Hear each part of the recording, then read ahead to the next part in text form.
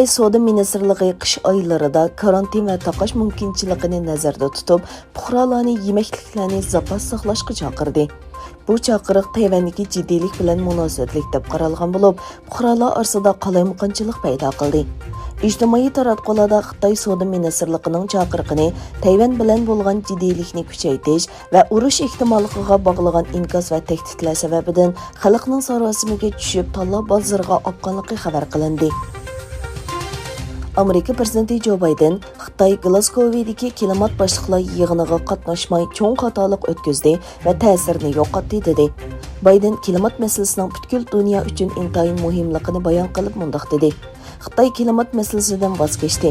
Hozir qanaqsiga dunyoda rahbarlik talab qiladi, Putin uchunmi shundoq dedi. Rossiya bilan Xitay Birlashgan Davlatlar Tashkiloti bexatarlik kengashiga insonparvarlik vaziyatiga ta'sir ko'rsatdi deganni bahona qilib, Shimoliy Koreyaning yadro plani sababidan yurgizilgan jazoni yengiltish talab sundi. Qozog'iston parlamenti mustaqillikning 30 yilligi munosabati bilan 13546 mahbusning kechirim qilinishini planlagan qonun loyihasini tasdiqladi.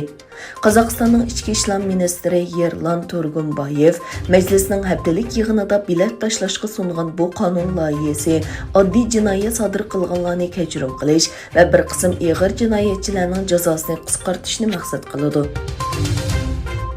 Uyg'urlarni assimilyatsiya qilishda keng ko'lamli yesli qurib, asosliq nishonni Uyg'ur bolalariga qaratgan Xitoy hukumati bu yilmi yesli qurishni davomli kengaytgan.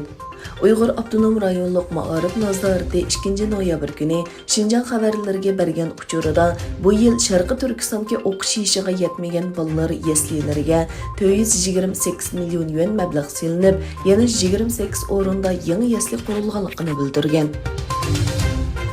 Xitay karbon qo'yib berishni taraqqiyot bosqichida ekanligini aytib oqladi. Shotlandiyaning Glasgow'da o'tkazilgan Birlashgan Davlatlar Tashkiloti kelimat boshliqlar yig'inida Xitoyning alohida kelimat vakili Shiyajinga axborot e'lon qilish yig'ini o'tkazdi. Xitoyning dunyodagi karbon qo'yib berish miqdori eng ko'p bo'lgan davlat bo'lishini alohida taraqqiyot bosqichida turayotganligiga bog'lab, kelgusida karbon qo'yib berishni ozaytirish mumkinligini o'tirib qo'ydi. Qirg'iziston prezidenti Sadir Japarov Birlashgan Davlatlar Tashkiloti 26 navbatlik kelimat o'zgarish yig'inida qilgan so'zida energiya sohasiga diqqat qildi. Japarov Qirg'iziston zaminining 90% tog'liq rayonlardan tarkib topgan. Men taraqqiy topgan iqtisodiy gavlardan mablag' solg'uvchilarni suv elektr sohasiga mablag' solishga taklif qilaman dedi.